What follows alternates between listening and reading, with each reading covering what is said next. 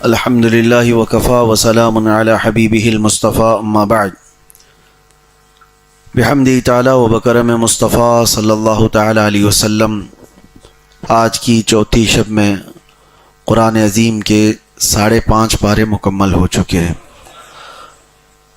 اللہ تبارک و تعالی بقیہ قرآن کو اسی طرح سے ہمیں تجوید کے ساتھ پڑھنے اور آپ سب کو خشوع و خضوع کے ساتھ سماعت کرنے کی توفیق عطا فرمائے۔ آج ہم نے سورہ آل عمران کا باقی والا حصہ اور سورہ نساء، آج ہم نے سورہ نساء کو مکمل کیا اور سورہ مائدہ کا کچھ حصہ تلاوت کیا ہے۔ عورتوں کے نام سے پوری سورہ ہے۔ نساء عربی میں کہتے ہیں عورتوں کو، ان کے بہت سارے معاملات اس میں بیان بھی ہوئے ہیں، اور خاص طور پر اس میں اللہ تبارک و تعالیٰ نے نکاح کے متعلق بھی فرمایا کہ فَانْكِحُوا مَا طَابَ لَكُم مِّنَ النِّسَاءِ مَثْنَىٰ وَثُلَاثَ وَرُبَاعَ، تم میں جو تمہیں پسند آئے نکاح کر لو کسی عورت سے، 2 ہو 3 ہو 4 ہو، یہ اجازت دی گئی ہے، واجب نہیں ہے۔ اس کو لے کر پوری دنیا میں ایک واویلا مچایا جاتا ہے کہ مسلمان 4 رکھتے ہیں اور 4 ان کے ہاں عورتیں ہوتی ہیں۔ کتنے گھروں میں انہوں نے دیکھا ہوگا۔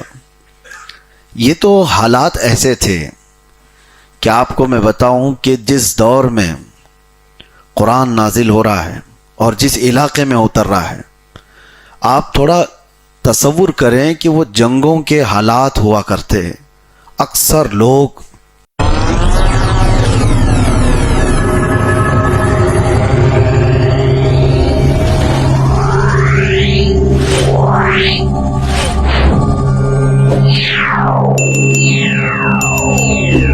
جنگوں میں قتل ہو جاتے، شہید ہو جاتے۔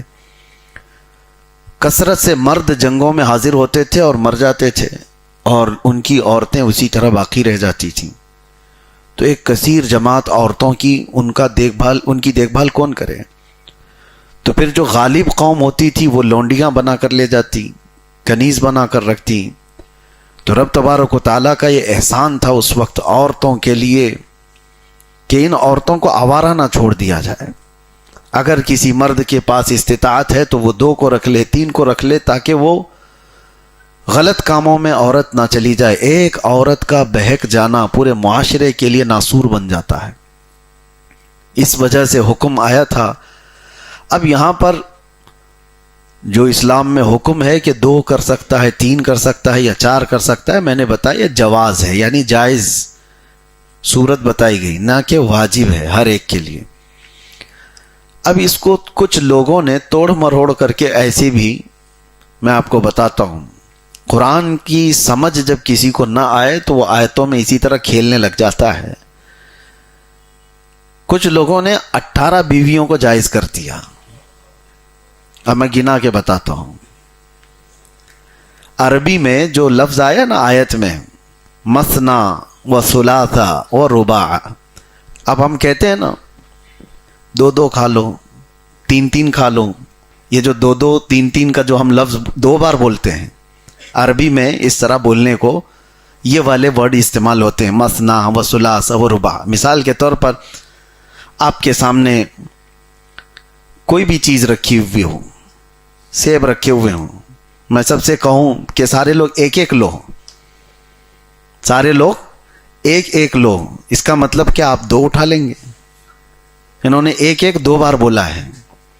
یا اگر میں کہوں کہ 2 سارے لوگ لے لیجئے، تو 2 لینے کے لیے میں نے 2 بار 2 کا کہا ہے، تو 4 ہو گئے۔ تو یہ محاورہ ہے، یعنی استعمال ہے زبان کا۔ اسی طرح عربی میں بھی ہے۔ تو اللہ نے اس آیت میں فرمایا تم کو جو بہتر لگیں عورتیں، 2 کر لو یا 3 کر لو یا 4 کر لو۔ اب شیعہ جماعت کی ایک طبقہ ہے، انہوں نے اس کو پورا کاؤنٹ کر لیا۔ 2 کتنے ہو گئے اور 3 کتنے ہو گئے؟ 6 4 اور پھر 4 4 کتنے ہوئے؟ یہ 18 کا انہوں نے حساب لگا لیا کہ 18 تک کر سکتے ہیں. تو جب قرآن فہمی نہ ہو، قرآن کی سمجھ نہ ہو، تو بندہ اسی طرح آیتوں میں کھیلنے لگ جاتا ہے. آج کے دور میں ایک فرقہ نکلا ہے جو اپنے آپ کو اہل قرآن بھی کہتے ہیں. وہ قرآن کی تفسیر کو پوری طرح سے توڑ مروڑ دیں. ہمارے پڑوس ملک پاکستان سے ہر دن ایک فرقہ جنم لیتا ہے اور نئے نئے وہاں سے فرقے اٹھتے ہیں. ایک شخص ایسا بھی اٹھا جس نے پوری حدیثوں کا انکار کیا اور وہ قرآن کو اپنی سمجھ سے لوگوں کو سمجھاتا ہے. اللہ کی پناہ کتنے لوگ اس میں گمراہ ہو جاتے ہیں. اور اس کا دعویٰ یہ کہ رمضان کا کہ روزوں کا کہیں ذکر ہی نہیں ہے. کیوں روزے رکھ کر کے اپنے آپ کو مصیبت میں ڈالتے ہو؟ اللہ نے قرآن میں رمضان کی فضیلت بیان فرمائی اور روزوں کا ذکر الگ آیا ہے. یا ایھا الذین آمنوا کتب علیکم الصیام، اے ایمان والو تم پر روزے فرض کیے گئے. لیکن رمضان اس آیت میں نہیں ہے. اس طرح سے شوشے چھوڑتے ہوئے جب حدیث کا سہارا نہیں لے گا تو قرآن میں اسی طرح وہ کھیلتا رہ جائے گا. تورات کے متعلق وہ فرقہ یوں کہتا ہے کہ یہ کوئی کتاب ہی نہیں ہے. زبور کوئی کتاب ہی نہیں ہے. یہ نہ داؤد علیہ السلام پر اتری ہوئی کتاب کا نام ہے، نہ موسیٰ علیہ السلام پر اتری ہوئی کتاب کا نام ہے. ایسی کوئی چیز ہی نہیں. بہت ساری چیزیں ایسی جو قرآن کو پوری طرح بدل کر کے رکھی اور اس کے بھی ماننے والے فالوورز پیدا ہوئے ہیں. اسی لیے میرے عزیزوں، بزرگوں نے فرمایا ہے کہ حضور پاک صلی اللہ تعالی علیہ وسلم کی حدیثوں کو چھوڑ کر کے جو قرآن بھی سمجھنا چاہے وہ گمراہ ہو جاتا ہے. بخدا خدا کا یہی ہے در، نہیں اور کوئی مفر مقر. جو وہاں سے ہو یہیں آ کے ہو، جو یہاں نہیں تو وہاں نہیں. حضور صلی اللہ تعالی علیہ وسلم قرآن ہمارے سامنے لے کر کے آنے والے کون ہیں؟ اللہ کے نبی. اور اگر حضور سے ہی نہیں سمجھو گے تو پھر کسی اور سے کیسے سمجھو گے؟ قرآن پاک کو صحیح سمجھانے والا صرف اور صرف اللہ کا رسول ہے. میرے آقا صلی اللہ علیہ وسلم نے جس آیت کی جو تفسیر بتائی وہی قابل قبول ہے. دوسرا کوئی شخص بتائے تو وہ قابل قبول نہیں. اسی طرح میرے عزیزوں، حضور پاک صلی اللہ تعالی علیہ وسلم سے وابستہ جو لوگ الحمدللہ اہل سنت و جماعت ہیں، جن کا آج تک معمول ہے کہ وہ قرآن کو حضور کی احادیث سے ہی سمجھتے ہیں. اب آگے چلتے ہیں آج کی آیات میں. نکاح کا پیغام تو میں نے بتایا. اس کے علاوہ رب تبارک و تعالی فرماتا ہے الرجال قوامون علی النساء، مردوں کو ہم نے عورتوں پر حاکم بنایا. اب یہ بھی کنٹروورشل لوگ سمجھ جاتے ہیں. ہم جیسی ہی یہ کہیں کہ مردوں کو حاکم بنایا ہے تو عورتوں کی ایک کیٹیگری ہے دنیا میں جو ننگی رہنے کو پسند کرتی ہیں، جو آزاد عورتیں ہیں، وہ فوراً حملہ آور ہو جاتی ہیں کہ مولوی لوگ عورتوں کو دبانے کی بات کرتے ہیں. اللہ قرآن میں فرما رہا ہے کہ ہم نے مردوں کو حاکم بنایا. مطلب کیا ہے؟ ڈنڈا لے کر کے پیچھے چلنے والا حاکم نہیں، اس کو اٹھک پٹک کرانے والا حاکم نہیں. حاکم کا مطلب یہ ہوتا ہے کہ زندگی کے بڑے معاملات اور گھر کے بہت سارے معاملات کے فیصلہ کرنے کا اختیار مرد کو دیا گیا ہے. یہ معنی ہے نہ یہ کہ عورت کو ہمیشہ خادمہ بنا کر کے رکھنا، جھکا کر کے رکھنا، یہ نہیں ہے. اللہ تبارک و تعالیٰ نے فرمایا کہ بہت سارے نکاح کے، طلاق کے معاملات مرد کے ہاتھ میں دیے گئے ہیں اور یہی وجہ ہے کہ عورت طلاق نہیں دے سکتی. مرد کو اختیار دیا گیا ہے طلاق کا. اگر ان کو بھی یہ دے دیا جاتا تو روز بیچارے وہ دھڑا دھڑ چار چار نہیں پتہ نہیں کتنی دے ڈالتی ہیں. ایک ہی گالی میں وہ تو 70 دے دیتی ہیں. اللہ تبارک و تعالیٰ نے مردوں کو اس کا اختیار دیا اور اسی سے دیکھیں طلاق کا ریشیو جو ہے پوری دنیا میں مسلمانوں کے ہاں اتنا نہیں ہے جتنا دوسرے مذاہب میں پایا جاتا ہے. وجہ یہ ہے کہ اللہ تبارک و تعالیٰ نے مردوں کو یہ پاور دیا، یہ کنٹرول بھی دیا ساتھ میں. اگر ہر مرد کنٹرول والا نہیں ہوتا تو سب کے نکاح ٹوٹے ہوئے ہوتے ہیں، سب کے نکاح ٹوٹے ہوئے ہوتے ہیں، سب طلاق دے چکے ہوتے ہیں، جھگڑے ہوتے ہیں، ساری چیزیں ہوتی ہیں. لیکن اللہ تبارک و تعالیٰ ان کو، مردوں کو صبر بھی دیا ہے، کنٹرولنگ پاور بھی دیا ہے. اسی وجہ سے 50 سال بھی جی جاتے ہیں. میں یہاں پر ایک اور بات بتا دوں. قرآن میں کتنے صاف انداز میں اللہ فرماتا ہے وَإِنْ خِفْتُمْ شِقَاقَ بَيْنِهِمَا. ہوتا ہے شوہر بیوی میں جھگڑا ہو جائے، اللہ تعالیٰ فرماتا ہے فوراً توڑ کے ختم کر کے اس کو الگ اس کے الگ مت کر دو. فَبْعَثُوا حَكَمًا مِّنْ أَهْلِهِ وَحَكَمًا مِّنْ أَهْلِهَا. عورت کی طرف سے ایک حکم کو بلاؤ, مرد کی طرف سے ایک حکم کو بلاؤ. حکم کو بلاؤ, فتین کو نہ بلاؤ. حکم کس کو کہتے ہیں؟ صلح چاہتا ہو. مرد کے خاندان سے ایک, عورت کے خاندان سے ایک. یہ قرآن کا حکم بتا رہا ہوں. ان یریدا اصلاحا, اللہ فرماتا اگر وہ اصلاح چاہتے ہیں دونوں لوگ, یوفق اللہ بینہما, اللہ غیب سے ان کے دلوں میں محبت پیدا کر دے گا. توڑو مت فوراً, ایک ادھر سے ایک ادھر سے بیٹھے. اسی لیے ہمارے ہاں بھی آج بھی رواج یہ ہے کہ شوہر اور بیوی کے درمیان کچھ معاملات ہو جائیں, انبن ہو جائیں, تو بڑے آتے ہیں, بات کرتے ہیں, اور جب بڑے بیٹھ کر کے بات کریں گے تو معاملات حل ہوتے ہیں. یہ تمہارے سے حل نہیں ہوتے, یہ اللہ تعالی حل کرتا ہے. ہاں, لیکن جھگڑے ہونے کے اسباب بھی کچھ گھر والوں کے ہوتے ہیں. اکثر عورتوں کے گھروں کے معاملات جو خراب ہوتے ہیں اس کی وجہ ان کا مائکہ ہی ہوتا ہے اکثر جگہ پر. یہ آج کی بات نہیں ہے, برسوں پرانی چیزیں ہیں. عورتیں جب بیاہ کر کے مرد کے گھر آ گئی ہیں تو وہ اپنے مرد کے گھر کو پوری طور پر سنبھال لیں, کیونکہ وہ امور خانہ داری کی وہ مالک ہو چکی ہے. عورت کو کیا کہا جاتا ہے پتہ ہے؟ ربۃ البیت. عورت کا یہ لقب ہے. ربۃ البیت کا مطلب ہے گھر کو پالنے والی. وہ تمہارا لقب نہیں, عورت کا لقب ہے. تو ربۃ البیت کو ٹیوشن اپنی اماں سے نہیں لینا چاہیے, وہاں سے لیتی رہے. اور وہاں کتنے ایسے معاملات ہم نے دیکھے. بیٹی کا باپ ہے, وہ توڑنے پر ہی تیار ہے, بیٹی کو لے جانے کے لیے ہی تیار ہے. کب تک لے کر جا کر رکھے گا اپنے پاس؟ یہ تمام معاملات قرآن کے خلاف ہیں. خاص طور پر تمہاری بیٹیاں بھی جس گھر میں گئی ہیں, ہوتا کیا ہے, انسانی فطرت میں آپ کو بتا رہا ہوں, ایک یہ سائیکالوجی ہے, ایک نیچرل چیز ہے. جو ہمارا رشتہ دار ہم سے دور رہتا ہے اس کی چھوٹی سی بھی تکلیف ہم کو بڑی لگتی ہے. مثال کے طور پر تمہارا بیٹا امریکہ میں رہ رہا ہو, اگر ایک بار فون آ جائے نا بخار ہوا تو بے چینی بڑھ جاتی ہے. کیوں؟ سامنے نہیں ہے, دور ہے, تو بہت تیزی سے ہمارے اندر بے چینی اور گھبراہٹ بڑھ جاتی ہے. آپ کے بھائی کہیں دور رہ رہے ہو تو انسانی فطرت ہے, دور رہنے والے کی چھوٹی تکلیف بھی بڑی لگتی ہے. اسی طرح بیٹی بیاہ کر کے سسرال گئی ہے اور وہاں جا کر کے اس نے ہلکے سے فون کر دیا کہ آج میرے سر میں بڑا درد تھا, تو ادھر واویلا ہو گیا کہ اس کو صبح سے شام تک اتنا کام کرائے کہ اس کا سر پھٹ رہا ہے. باقی ساری کہانی تو تم نے گڑی, اس نے صرف اپنے سر درد کی بات کی تھی. تو ہوتا یہ ہے, یہ فطرت کی بات میں بتا رہا ہوں, نیچرل ہے. یہ دور رہنے والے کی چھوٹی تکلیف بھی ہم کو بڑی لگتی ہے. تو عام طور پر ہونا یہ چاہیے کہ ایسے وقت میں آئیڈیل کون ہو. آئیڈیل ہو تو سیدہ فاطمۃ الزہرا کی زندگی. سیدہ کائنات فاطمۃ الزہرا سلام اللہ علیہا, وہ گھر کے کام سارے کر رہی تھیں, ان کے ہاتھوں میں چھالے پڑے ہوئے تھے. تو مولا علی کرم اللہ وجہہ الکریم نے حضرت فاطمہ سے کہا, فاطمہ جاؤ, بدر کے جنگ کے بعد مال غنیمت بہت آیا اور رسول پاک صلی اللہ علیہ وسلم سب کو تقسیم کر رہے ہیں مال, اور ایک غلام اپنے لیے بھی مانگ کے لے آؤ, اپنے لیے بھی, ہمارے گھر کے لیے بھی ایک غلام مانگ کر کے لے آؤ. حضرت علی خود نہیں گئے, حضرت فاطمہ سے کہا تمہاری تکلیف دیکھی نہیں جاتی, اتنا دن بھر تم کام کرتی ہو. تو حضرت فاطمہ ان کا سن کر کے حضور کے پاس آئی تھی.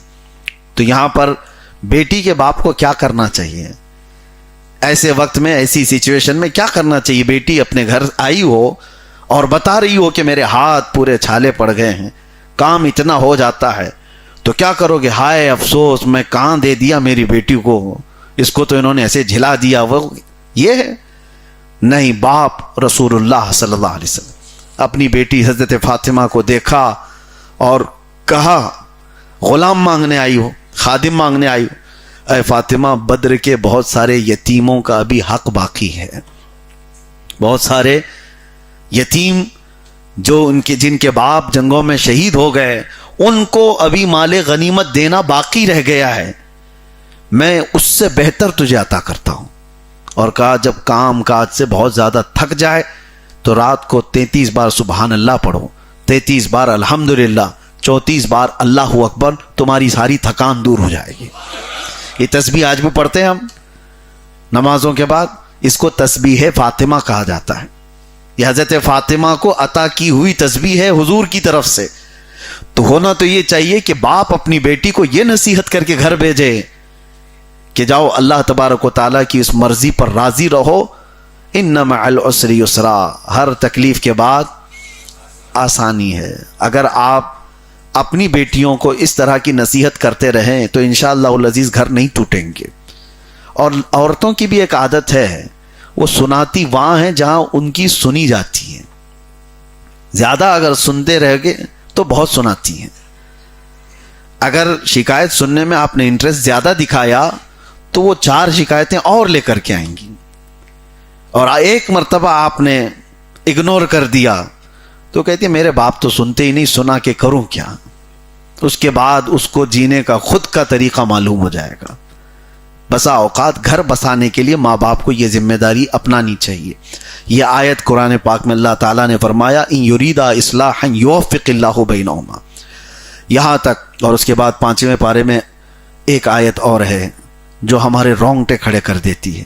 اللہ تعالیٰ فرماتا ان الذین کفروا بآیاتنا سوف نصلیہم نارا، جنہوں نے ہماری آیتوں کو چھوڑ دیا، جھٹلا دیا، اللہ فرماتا ان قریب ہم ان کو ایسے دوزخ میں ڈالیں گے، کلما نضجت جلودہم بدلناہم جلودا غیرہا لیذوقوا العذاب، جب جب ان کی چمڑی پکے گی ہم دوسری چمڑی ان کو پہنا دیں گے تاکہ وہ نیا عذاب چکھ سکے۔ حضرت کعب احبار رضی اللہ تعالیٰ عنہ اس آیت کی تفسیر میں فرماتے ہیں، ان سے پوچھا گیا کہ کتنی دیر میں یہ چمڑی بدلی جاتی ہے جہنم کے عذاب میں؟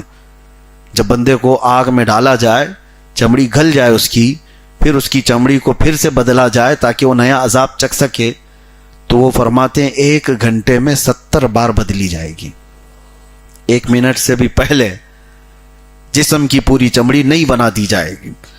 اصل میں مسئلہ یہ ہے کہ یہ جو سکن ہے، یہ جو چمڑی ہے، یہ پین ریسیور ہے، درد کو ایکسیپٹ کرنے والی، اور جب ایک بار جل جائے تو عام طور پر ہوتا یہ ہے کہ جلے ہوئے حصے کو پھر اگر کچھ ٹچ کیا جائے تو پتہ نہیں چلتا۔ آپ دیکھیں جلی ہوئی چمڑی جہاں پر ہوگی، داغ ہوگا، اس کو چونٹی کاٹے تو اتنا نہیں لگتا کیونکہ وہ ڈیڈ ہے۔ اس وجہ سے کہ جلی ہوئی چمڑی کو دوبارہ نیا عذاب چکھایا جائے تو یہ چمڑی بدل دی جاتی ہے۔ قرآن پاک میں ہے ڈرو اس جہنم کے عذاب سے جس میں 1 گھنٹے میں 70 بار ہمارے جسم کی جلد کو بدل دیا جاتا ہو۔ اللہ تبارک و تعالیٰ اس عذاب نار سے ہمیشہ محفوظ فرمائے۔ رمضان میں میرے عزیز اور دعا کیا کرنی چاہیے آپ کو؟ روزانہ یہ دعا کریں، روزانہ یہ دعا کریں کہ اللہ تیری جہنم سے بڑا ڈر لگتا ہے، اس عذاب سے ہماری حفاظت فرما۔ اور حضرت سفیان ثوری کی ایک دعا تھی، وہ ہم اکثر اپنے ذکر میں بھی کرتے تھے، الہی لست للفردوس اہلا ولا اقوى على نار الجحیم فاغفر ذنوبی بفضل جودک یا اللہ۔ اے اللہ میں تیری جنت الفردوس کے قابل تو ہوں نہیں، تیری جنت میں جانے کے قابل تو ہوں نہیں، لیکن اے مولا تیرے جہنم کا عذاب سہنے کے قابل بھی نہیں ہوں، وہ برداشت کرنے کے بھی قابل نہیں ہوں، لہٰذا بس بات اتنی رہ جاتی ہے تیرے فضل اور تیرے جود و کرم کی، بس تو اپنے جود و کرم سے مجھے معاف کر دے اور جہنم سے آزاد کر دے۔ یہ دعا ہے۔ اس آیت کے بعد پھر رب تبارک و تعالیٰ نے ایک ایسی آیت بیان فرمائی جو ہمارا ایمان ہے۔ ایمان کیا ہے سنیے، آیت آئی ہے فَلَا وَرَبِّكَ لَا يُؤْمِنُونَ حَتَّى يُحَكِّمُوكَ فِي مَا شَجَرَ بَيْنَهُمْ۔ اللہ فرماتا ہے قسم خدا کی وہ شخص ایمان والا ہو ہی نہیں سکتا جو اپنے آپسی معاملات میں اپنے رسول کو حکم نہ بنائے، حضور پاک صلی اللہ تعالیٰ علیہ وسلم کو وہ حاکم نہ بنائے، وہ مومن ہی نہیں ہے۔ وہ تو اس زمانے کی بات تھی۔ آج کے دور میں کئی لوگوں کو دیکھا، کچھ لوگ ایسے آئے ہیں، ابھی 8 دن پہلے کی بات میں بتا رہا ہوں، ہمارے جو وکیل حضرات ہیں ان کے ساتھ بیٹھے تھے، کہا کہ ایک خاتون کا کچھ مسئلہ آیا، طلاق کا مسئلہ، بیچارے وکیل ہیں اور سوچتے ہیں کہ کورٹ کے چکر کاٹنے سے پہلے کچھ اچھا حل ہو جائے، تو تو انہوں نے سمجھایا کہ دیکھو شریعت میں یہ تمام چیزیں ہیں، تو اس کے حق میں نہیں آ رہی تھی بات، تو عورت نے انکار کر کے کہا میں ایسی شریعت کو مانتی نہیں۔ معاذ اللہ، یہ ایک بار نہیں، میرے ساتھ بھی کئی معاملات ایسے ہوئے۔ اگر اس عورت کے حق میں آپ نہیں بات کریں گے تو سیدھے انکار کرتی ہے، میں ایسی حدیثوں کو نہیں مانتی، میں ایسی شریعت کو نہیں مانتی۔ میرے عزیزو، وہ ایسا کہنے والا کافر ہے، ایمان ختم ہو چکا ہے۔ جب رسول پاک صلی اللہ تعالی علیہ وسلم کی باتوں کو تم حکم نہیں بناتے تو پھر دیکھو اللہ تعالیٰ کیا انجام کرتا ہے۔ ایسے لوگوں کے سامنے تمہیں کھڑے ہونا پڑتا ہے، جھکنا پڑتا ہے، جن کے سامنے کبھی تم بات کرنے کی بھی اہل نہیں تھے، یعنی وہ ہمارے اہل نہیں تھے، ایسے لوگوں کے سامنے بھی کھڑا ہونا پڑے گا، ذلیلوں کے سامنے ہاتھ جوڑنا پڑے گا، اس لیے کہ اللہ کے رسول کو حکم نہیں بنایا۔ اللہ قرآن میں فرماتا یریدون ان یتحاکموا الی الطاغوت وقد امروا ان یکفروا بہ ویرید الشیطان ان یضلهم ضلالا بعیدا۔ رب تعالیٰ فرماتا ہے لوگ یہ چاہتے ہیں کہ شیطان کو حکم بنائیں، شیطان کے طریقے پر چلے کہ وہ جس طرح سے تمہارے معاملات حل کرے۔ دیکھیں محلوں میں بہت سارے شیطان بیٹھے ہوئے ہیں جو مسئلے حل کرنے کے لیے، لوگوں کو ایسے چاہیے پیسے والے لوگ مسئلے حل کریں، جو گنڈے لوگ ہیں وہ مسئلے حل کریں۔ وہ گنڈا مسئلہ کیسے حل کرے گا؟ مسئلہ اسی طرح سے، وہ تو پلہ دیکھے گا پیسہ کدھر زیادہ ہے، اسی اعتبار سے اس کے سامنے کوئی حق و باطل نہیں ہوتا، اس کے سامنے کوئی شریعت نہیں ہوتی، اللہ کے نبی صلی اللہ علیہ وسلم کی باتیں نہیں ہوتی۔ تو یہاں پر لوگوں نے اگر یہ مزاج بنایا تو قرآن کہہ رہا ہے، قرآن میں اللہ تعالیٰ پہلے ہی بیان فرمایا شیطان کو جنہوں نے حکم بنایا وہ دنیا میں کافر ہو گئے اور آخرت میں دردناک عذاب کے لیے ان کو اٹھایا جائے گا۔ میرے عزیزو، اللہ تبارک و تعالیٰ نے جب تمہارے پاس پورا لا بھیجا ہے، پورا قانون ہے، تو تم اگر آپس میں اختلاف کر گئے تو اللہ اور اس کے رسول کی طرف لوٹو۔ فَإِن تَنَازَعْتُمْ فِي شَيْءٍ فَرُدُّوهُ إِلَى اللَّهِ وَالرَّسُولِ إِن كُنتُمْ تُؤْمِنُونَ بِاللَّهِ وَالْيَوْمِ الْآخِرِ۔ اللہ فرماتا اگر تم اللہ پر ایمان رکھتے ہو اور آخرت پر تمہارا یقین ہے تو اپنے معاملات میں اللہ اور اس کے رسول کی بات مانو۔ یہ نہیں کہ اللہ اور اس کے رسول کیا کہہ رہے ہیں۔ آپ مجھے بتاؤ کسی بھی جھگڑے کا تمہارا حل قرآن و حدیث میں ہے یا نہیں ہے؟ تمہارا ایمان ہے؟ بچے کے پیدا ہونے سے لے کر کے قبر میں جانے تک کے مسئلے آپ ہم سے پوچھو، ہم بتا سکتے ہیں۔ وراثت ہو، رضاعت ہو، طلاق ہو، نکاح ہو، عدت ہو، تجارت ہو، جو کچھ بھی زندگی بھر کے مسائل ہیں، کہیں کنفیوژن آیا تو آپ مسائل پوچھ سکتے ہیں علماء ذوی الاحترام سے، جو شریعت کے مطابق رسول اللہ صلی اللہ علیہ وسلم کی باتیں تم تک پہنچائیں گے۔ پہلے تمہارے ذہن میں یہ بات ہونی چاہیے کہ میں اپنے آپ پر صرف اور صرف اپنے نبی پاک کے باتوں کو ہی حکم بناؤں گا، تبھی جا کر کے اس کا ایمان کمپلیٹ ہوتا ہے۔ بسا اوقات ایسا ہوتا ہے میرے عزیزو، تمہارے حق کا فیصلہ نہیں بھی آیا تو یہ سمجھ لینا کہ میں غلطی پر تھا۔ ایگو آنے مت دو، شیطان کی طرف سے اٹھ کر کے بھاگنے لگ جاتے ہیں کہ مولانا نے تو اس کے پلے کی طرف حساب کر دیا۔ وراثت کے مسئلے ہمارے پاس آئے، کسی صاحب کا انتقال ہو گیا اور پوری دنیا میں وراثت کے مسئلوں میں زیادہ اختلاف نہیں ملے گا آپ کو، وہ چاہے وہ دیوبندی جماعت کے پاس جا کر کے، اہل حدیث جماعت کے پاس جا کر لے، کہیں سے بھی قرآن پاک سے اگر کوئی مسئلہ بتایا ہو تو وہ ایک ہی ملے گا۔ اب جو خاتون مسئلہ لے کر کے آئی ان کو جواب دے دیا گیا لکھ کر کے، دوسرے مفتی کے پاس گئی وہی ملا، تیسرے کے پاس گئی وہی ملا، تو کہتی ہیں اس میں تو میرا کم لگ رہا ہے، میں کورٹ میں جاؤں گی۔ یہ معاملات میرے عزیزو ایک دو مرتبہ نہیں، کئی جگہ پر، تو پھر ان کے لیے وہی ذلت ہے جو وہ دھکے کھاتے رہیں اور لوگوں کی تان و تشنیع سنتے رہیں، اور ایسے مال کے لیے جو چند سالوں کے بعد یا چند دنوں کے بعد وہ خود بھی دنیا چھوڑ کر جانے والے ہیں، کوئی لے کر جانے والا نہیں، اس کے لیے وہ اللہ کی شریعت کو ٹکرا دیے، حضور کی حدیثوں کو ٹکرا دیے۔ ایسی نوبت کبھی آنے مت دینا۔ کتنے گھروں کے معاملات کورٹ کچہریوں میں چل رہے ہیں، کتنے گھروں کے، چھوٹی چھوٹی سی جائیداد اور پراپرٹیز کے لیے مذاق بنتا ہے۔ کیا تمہارے پاس وراثت کو بانٹنے کے مسائل اللہ کے نبی نے نہیں بتائے، لیکن مانتا نہیں ہے۔ جس کو مل رہا ہے وہ تو مان لے گا، جس کو کم مل رہا ہے وہ مانتا نہیں، وہی کیس کرتا ہے. تو میرے عزیزو یہ ایمان نہ ہونے کی علامت ہے. حضرت عمر فاروق رضی اللہ تعالیٰ عنہ کے متعلق یہ آیت آئی تھی جو میں نے ابھی پڑھا. ایک مسلمان کا ایک یہودی کے ساتھ جھگڑا ہو گیا تھا. مسلمان کا یہودی کے ساتھ زمین کے معاملے میں جھگڑا ہو گیا اور دونوں چلے رسول اللہ کے پاس. یہودی تیار تھا کہ اسے پتا تھا اللہ کے نبی صلی اللہ علیہ وسلم محمد رسول اللہ سچ فیصلہ کریں گے. فیصلے میں حضور نے کہا مسلمان سے کہ یہ اس یہودی کی زمین بنتی ہے, تو چھوڑ دے اس کو. وہ باہر نکلا. وہ کیسا مسلمان؟ ظاہری طور پر منافق تھا اندر سے. اس نے کہا میں محمد کا فیصلہ نہیں مانوں گا. اور اس یہودی سے کہا, یہودی پوچھنے لگا کہ تو اپنے نبی کا نہیں مانتا, کس کا مانے گا؟ کہا عمر اچھا فیصلہ کرتے ہیں. عدالت ان کی مشہور بھی تھی, فیصلے میں وہ بڑے کامل تھے. یہودی کہا کہ مجھے تو یقین ہے کہ جو محمد صلی اللہ علیہ وسلم نے فیصلہ کیا وہی عمر بھی کریں گے, چلو میں تو چلنے کو تیار ہوں. تو یہ مسلمان بنام مسلمان یہ چاہتا تھا کہ سمپتی گین کرے, میں مسلمان ہوں, میرا سپورٹ لیا جائے. حضرت عمر کے پاس آیا اور اپنی بپتا بیان کی کہ ایسے ایسے معاملات ہیں, یہودی میرے اوپر حاوی ہو رہا ہے, میں تو مسلمان ہوں, میرے حق میں کچھ فیصلہ کیجیے. تو یہودی پہلے کہنے لگتا ہے اس کی بات کے بعد, عمر ابن خطاب ہم یہی میٹر لے کر رسول اللہ کے پاس گئے تھے, تمہارے نبی کے پاس گئے تھے. حضرت عمر پھر بیٹھ گئے اور پوچھنے لگے کہ کیا کہا پھر حضور نے؟ یہودی نے کہا انہوں نے میرے حق میں فیصلہ سنایا مگر یہ تمہارا مسلمان بھائی ماننے کو تیار نہیں. کہا کیا کہا اس نے؟ کہا میں محمد کے فیصلے کو نہیں مانتا اور تمہارے پاس فیصلہ کروانے آیا ہے.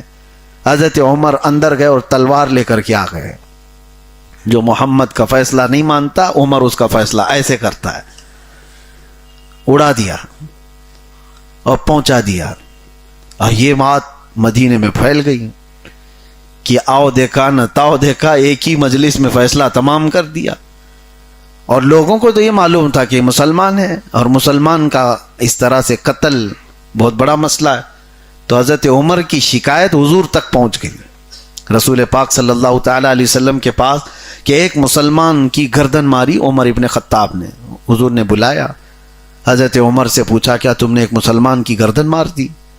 کیسے تم نے جرأت کی؟ حضرت عمر کہتے ہیں یا رسول اللہ میں اس کو مسلمان مانتا ہی نہیں تھا, میں اس کو مسلمان مانتا ہی نہیں تھا. کہا کیوں؟ آپ کے فیصلے کو نہ مانے وہ مسلمان کیا ہے؟ تو یہ تو حضرت عمر کا اپنا اجتہاد تھا, ان کا خود کا ایمان تھا, ایسا حکم نہیں تھا. تو حضرت عمر اپنی طرف سے کہہ رہے تھے میں اس کو مسلمان نہیں مانتا. اسی اثنا میں حضور ابھی کچھ کہنے والے تھے کہ جبرائیل یہ آیت لے کر کے آ گئے, فلا وربک لا یؤمنون حتی یحکموک فیما شجر بینہم. اللہ تعالیٰ فرماتا ہے اے محبوب آپ کے رب کی قسم وہ شخص ایمان والا ہو ہی نہیں سکتا جو اپنے معاملات میں آپ کو حاکم نہیں بناتا. حضور نے فرمایا عمر جو تم نے فیصلہ کیا اللہ بھی وہی نازل فرمایا. اور اسی وجہ سے حضرت عمر کا ایک لقب ہے الموافق رأیہ للوحی والکتاب. ہم حضرت عمر کے ساتھ یہ لقب پڑھتے ہیں, خطبے میں بھی پڑھتے ہیں. کیا مطلب ہے الموافق رأیہ للوحی والکتاب؟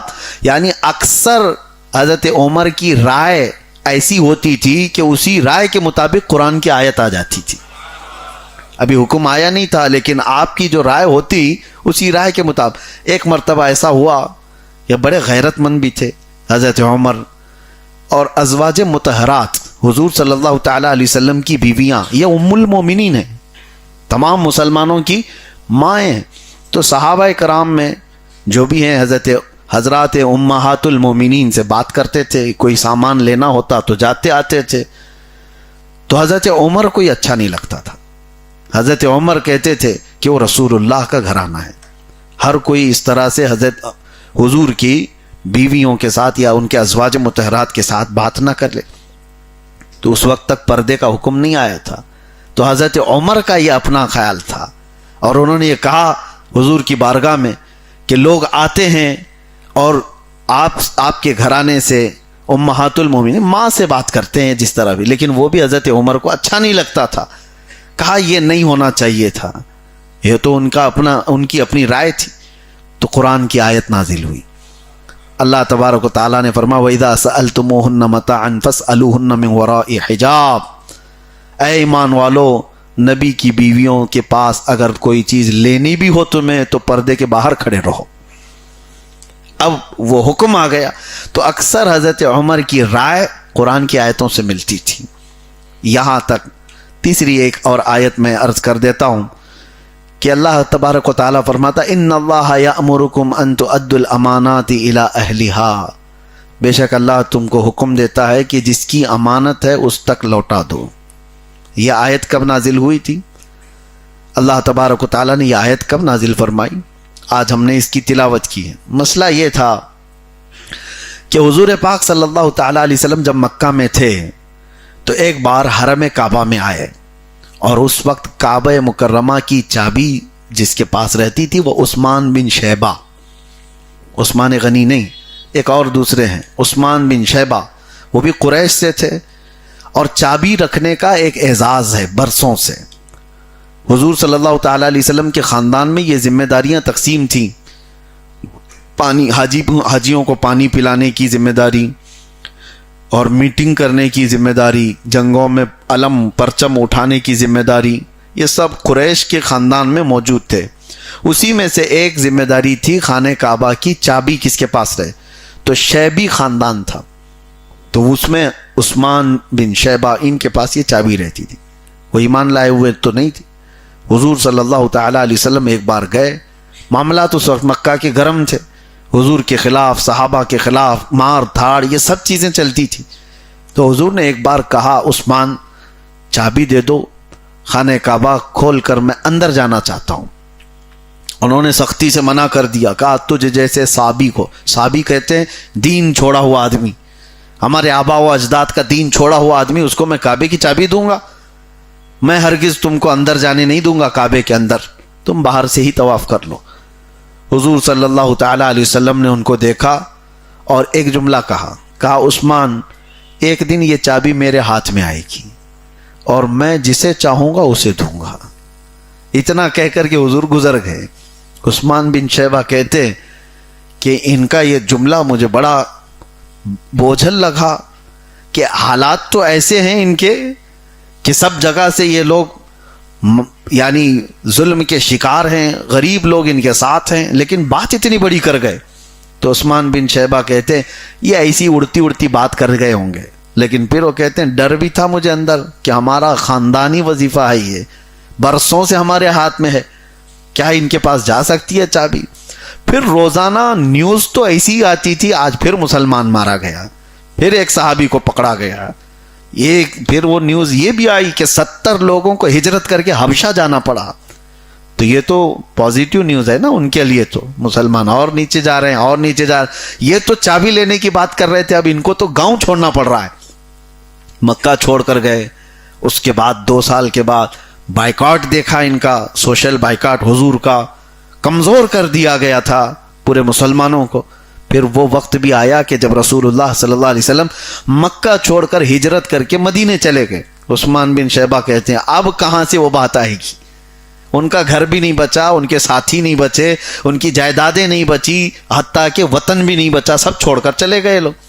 سال گزرا، 2 سال گزرے، 3 سال گزرے، جنگیں ہوتی رہیں قریش کے درمیان، مکہ والوں کی اور مدینے والوں کی. پھر 6 سال گزرے. 6 سال کو حضور صلی اللہ تعالیٰ علیہ وسلم عمرہ کے لیے نکلے. انہوں نے راستہ روک دیا حدیبیہ کے موقع پر، حضور واپس گئے. پھر اگلا سال آیا، رمضان کا موسم تھا. 20 رمضان کو 10,000 صحابہ کے ساتھ حضور مکہ میں داخل ہوئے. کوئی جنگ نہیں، کوئی قتال نہیں. مکہ والوں نے سارے ایگریمنٹ توڑ دیے تھے، وہ سب بکھر چکے تھے، ان کے اتحاد پارا پارا ہو چکا تھا. سب بڑے بڑے گرو گھنٹال ویسی جنگوں میں مر چکے تھے. ابو جہل گیا تھا، ابو لہب مرا تھا، سب جتنے شیطان تھے. اب مکہ فتح ہوا، حضور پاک صلی اللہ تعالیٰ علیہ وسلم خانہ کعبہ کو پورا پاک کرتے ہیں. اذان دی گئی اور اس کے بعد حضور صلی اللہ تعالیٰ علیہ وسلم نے اعلان بھی کیا تھا فلاں کو امان ہے، فلاں کو امان ہے. جو جس کی حضرت عبد المطلب کے گھر میں جائے اس کو امن دیا جائے گا، جو ابو سفیان کے گھر جائے اس کو امن دیا جائے. قتل و قتال نہیں کیا گیا. اسی اسنا میں حضور صلی اللہ علیہ وسلم نے پکارا عثمان بن شیبہ کہاں ہے؟ تو قیدی کی حالت میں پکڑ کے لائے گئے اور حضور نے فرمایا لاؤ چابی. تو کیا کہتے ہیں، یہاں تو کوئی پروٹیسٹ کرنے والا مسئلہ ہی نہیں تھا، سیدھے لے جا کر کے حضور کی بارگاہ میں چابی دے دی. ان کے پاس اس کے علاوہ کوئی چارہ ہی نہیں تھا. ان کو یاد آ گئی بات کہ ایک وقت انہوں نے کہا تھا اور دنیا نے دیکھا جو نبی کہتے ہیں وہ ہو کر رہتا ہے. حضور کا فرمان ہے قول محمد قول خدا، فرمان نہ بدلا جائے گا. یہ بات یاد رکھیے آپ. حضور صلی اللہ تعالی علیہ وسلم نے چابی لی، خانہ کعبہ کو کھولا، اس کے بعد اس کے اندر کے سارے صاف کر دیے، ساری آلائشوں کو، ساری ناپاکیوں کو نکال دیا اور اللہ کے گھر کو اللہ کا گھر بنایا. پھر اس کے بعد دروازہ بند کیا، باہر تشریف لائے. صحابہ کا پورا جم غفیر تھا. میرے آقا صلی اللہ علیہ وسلم فرماتے ہیں اب سنیے بات، آج میں یہ چابی ایسے شخص کے ہاتھ میں دوں گا جس سے قیامت تک کوئی نہیں لے سکے گا. حضور نے کیا فرما دیا؟ قیامت تک ان کے ہی ہاں ہوگی چابی. اب یہ فضیلت اتنی بڑی تھی، وہاں پر موجود سارے صحابہ اس بات میں تمنا کرنے لگے چابی ہم کو مل جائے. حضرت ابو بکر، حضرت عمر، حضرت عثمان، حضرت علی، وہاں بڑے بڑے صحابہ موجود ہیں، بڑے بڑے صحابہ، حضرت عباس حضور کے چچا. تو حضور صلی اللہ تعالی علیہ وسلم نے سب کو دیکھا، گردنیں سب کی اونچی ہیں کہ حضور کس کو چابی دینے والے ہیں. پھر میرے آقا صلی اللہ تعالی علیہ وسلم یہ آیت تلاوت کرتے ہیں جو آج ہم نے تلاوت کی، ان اللہ یأمرکم ان تؤدوا الامانات الی اہلھا، بے شک اللہ حکم دیتا ہے کہ جس کی امانت ہے اس تک سپرد کر دیا جائے. پھر پکارتے ہیں عثمان بن شیبہ آ جاؤ. وہ تو خواب و خیال میں نہیں سوچے ہوئے تھے، وہ تو قیدی بن کر کے آئے تھے، ایمان بھی لائے ہوئے نہیں ہیں، پکڑ کر کے لائے گئے. حضور نے ان کو بلایا تو اچانک ان کی گردن اٹھی، کہا مجھے بلایا جا رہا ہے؟ کہا آؤ. پھر آپ نے آیت پڑھ کر کے ان کے ہاتھ میں چابی دے دی اور کہا یہ چابی تمہاری اولاد میں رہے گی، قیامت تک کوئی نہیں لے سکے گا. آج بھی خانہ کعبہ کی چابی شیبی خاندان کے اندر ہی موجود ہے. برسوں گزر گئے، 1400 سال گزر گئے، کتنے بادشاہ آئے، کیا کیا ہوا، لیکن یہ چابی آج تک اسی خاندان میں موجود ہے. آج بھی آپ سرچ کر کے دیکھ لینا، خانہ کعبہ کی چابی جس بزرگ کے پاس ہے آج، وہ بھی شیبی خاندان کے ہیں، لیکن الحمدللہ سنی ہے. اور میرے آقا صلی اللہ تبارک تعالی علیہ وسلم نے جو فرمایا تھا، عثمان بن شیبہ نے جیسی ہی چابی اپنے ہاتھ میں لی وہ رونے لگ گئے اور اس کے بعد چابی کو اٹھا کر کے کہا یہ برسوں سے ان کے خاندان میں چلی ہوئی چیز تھی، لے لی گئی تھی چند منٹوں کے لیے، واپس ان کے ہاتھ میں تھمائی گئی. تو چابی لینے کے بعد آپ نے اس کی خوشی کا اظہار نہیں کیا، بلکہ سب سے پہلے کہا کہ اشہد ان محمدن رسول اللہ، میں گواہی دیتا ہوں محمد آپ اللہ کے رسول ہیں. وہ ایمان لے آئے اور ایمان کی حالت میں صحابی رسول بن کر کے ہی دنیا سے فوت ہوئے. میرے آقا صلی اللہ تعالی علیہ وسلم کا یہ عدل و انصاف آتا ہے فقیروں پہ انہیں پیار کچھ ایسا، خود بھیک دیں اور خود کہیں منگتے کا بھلا ہو. یہ دوسرے لوگ نہیں کرتے. ہاں آپ بھیک دیں گے تو کیا کہیں گے؟ دعا کرنا میرے لیے، یہی کہیں گے. کسی کو خیرات دیں گے، کسی کی ضرورت پوری کریں گے تو آپ کیا کہیں گے؟ بس لے جاؤ، دعا کرنا میرے لیے. لیکن یہاں نبی کی شان یہ ہے خود بھیک دیں اور خود کہیں منگتے کا بھلا ہو، اللہ تیرا بھلا کرے. عزیزان گرامی، کئی آیتیں اور موجود ہیں لیکن یہاں تک کے لیے کافی ہے. منافقین کی بہت بڑی مذمت 5ویں پارے کے اخیر میں آئی ہے. اللہ تعالیٰ نے ان کے لیے فرمایا، ہاں لگتی ہوئی بات ہے اس لیے میں یہ بھی کہہ دوں کہ وہ منافقین پہچانے کیسے جاتے ہیں. ان کی ایک بڑی علامت بتائی گئی ہے، ان المنافقین یخادعون اللہ وہو خادعہم. اللہ فرماتا ہے بے شک منافقین اللہ کو دھوکہ دینا چاہتے ہیں جبکہ وہ خود اپنے آپ کو دھوکہ دے رہے ہیں. اور کیا ہے ان کی علامت؟ وَإِذَا قَامُوا إِلَى الصَّلَاةِ قَامُوا كُسَالَىٰ. جب وہ نماز کے لیے کھڑے ہوتے ہیں نا تو سستی اور کاہلی سے کھڑے ہوتے ہیں. ہاں سوچ لینا اس بات کو، اگر نماز کے وقت کوئی سستی اور کاہلی کے ساتھ کھڑا ہو رہا ہے تو کہیں ایسا تو نہیں کہ نفاق اس کے اندر آ گیا ہو. بچنا اپنے آپ کو ان تمام عادتوں سے. اور یہ بھی فرمایا گیا ہے کہ جو نماز کے انتظار میں رہتا ہے امام رکوع میں جائے تو میں شامل ہو جاؤں گا، یہ منافقین کی علامت بتائے گی کہ رکعت ہونے کے لیے وہ انتظار کرتا رہتا ہے، امام صاحب ابھی لمبی قرات کرنے والے، جیسے وہ رکوع میں جائیں گے میں شامل ہو جاؤں گا. کبھی دھوکہ بھی ہو سکتا ہے، پہلی رکعت میں امام انا اعطینا پڑھ لیا اور دوسری میں پوری سورہ بقرہ پڑھے تو کیا کرو گے؟ پھنسا دے گا وہ. تو آپ اس طرح کی حرکت نہ کرو. آپ کس کے لیے نماز پڑھ رہے ہو؟ اس امام کے لیے یا کوئی ڈیوٹی دیوانے کے لیے؟ آپ اپنے رب کی رضا کے لیے. عام طور پر کہا گیا ہے کہ فضیلت اس نماز کی سب سے زیادہ ہے جو تکبیر اولیٰ میں ہی شامل ہو گیا. یعنی امام کی تکبیر اولیٰ کیا ہے؟ جیسے امام نے اللہ اکبر کہا اسی وقت مقتدی نے بھی اس کی آواز پر اللہ اکبر کہا، اس نماز کی فضیلت سب سے زیادہ ہے. اور ہم انتظار کرتے ہوئے جو رہ گئے ادھر سے ادھر، ابھی اور دیکھیں اور تھوڑا سا لمبا، یہ جو سستی آ رہی ہے اس کا علاج کر لو، کہیں منافقت نہ آ گئی ہو، نفاق اندر نہ آ گیا. منافقت کو ہلکے میں مت لینا، یہ کافر سے بھی بدتر ہے. کافر اور مشرکین کے جو عذابات ہیں ان سے بھی زیادہ بدتر ہے منافقین کے عذاب. اللہ فرماتا ان المنافقین فی الدرک الاسفل من النار، بے شک منافقین کو جہنم کے سب سے نیچے حصے میں رکھا جائے گا، ان کی تو آواز بھی نہیں سنی جائے گی. مشرکین اور کفار جہنم میں جو ہوں گے وہ تو پکاریں گے، ان کی آواز بھی سنی جاتی ہے دربان دوزخ جو ہے. منافقین کو سب سے نچلے طبقے میں رکھا جائے گا.